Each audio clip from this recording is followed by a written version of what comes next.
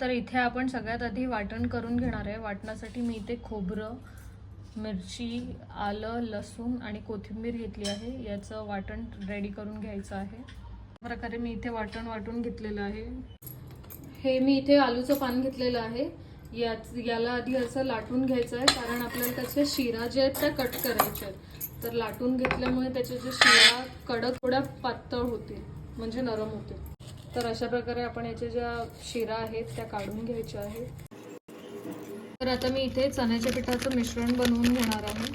त्यासाठी चण्याचं पीठ, तर आता इथे मी 1/2 किलो चण्याचं पीठ घेतलंय, कारण जे आलू वडीची पानं आहेत मी घेतलेली ती मोठी पानं आहेत आणि 5 पानं आहेत। त्याच्यासाठी मी इथे 1/2 किलो बेसन घेतलेलं आहे।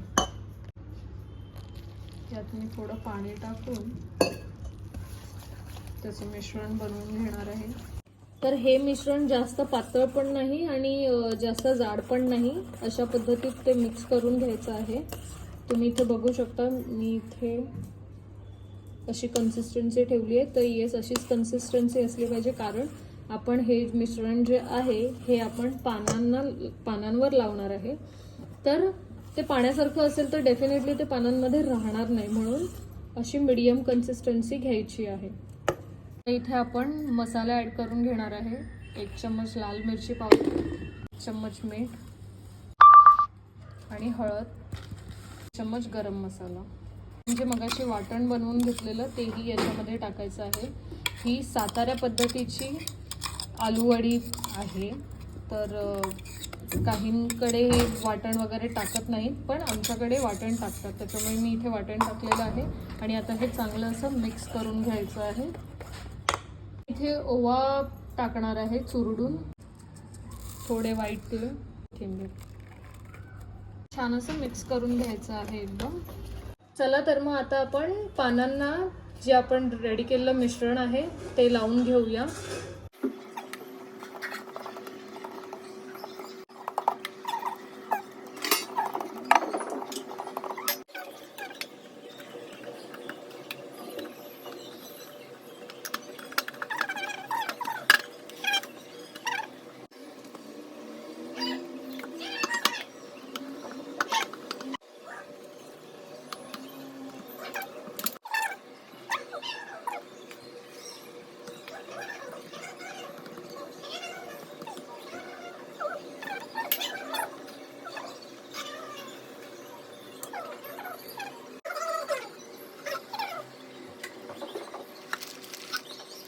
तर अशा प्रकारे आपली ही आलू वडी बनवून झालेली आहे। आता याला आपण वाफेवर ठेवणार आहे।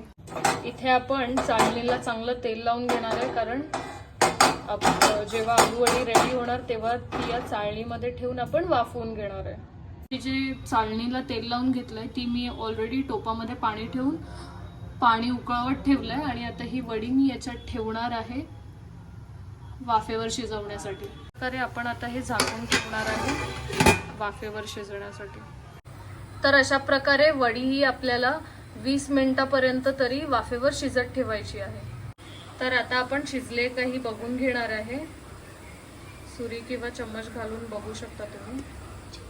जरा पण चिपकलं नाही पाहिजे, जर चिपकत असेल तर समजायचं की तुमची वडी शिजलेली नाहीये, पण आमची इथे वडी शिजलेली आहे।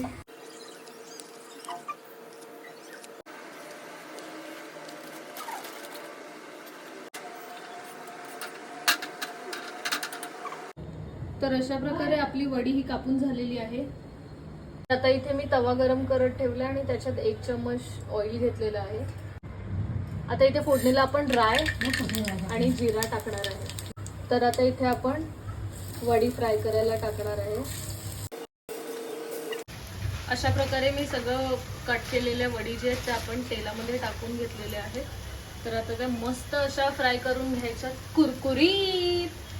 तर आता आपण इथे वड्या पलटी करून घेणार आहोत।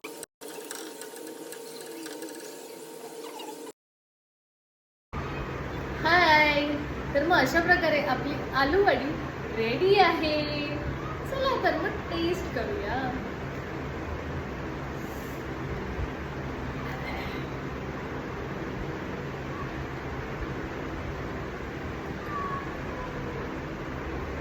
छान अशी कुरकुरीत झालेली आहे.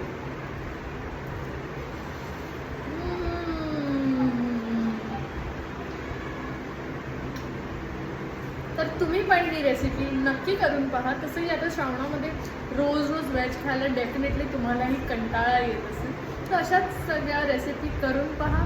तुम्ही याचा आस्वाद घ्या आणि तुमचं श्रावण एन्जॉय करा. थँक्यू. बाय.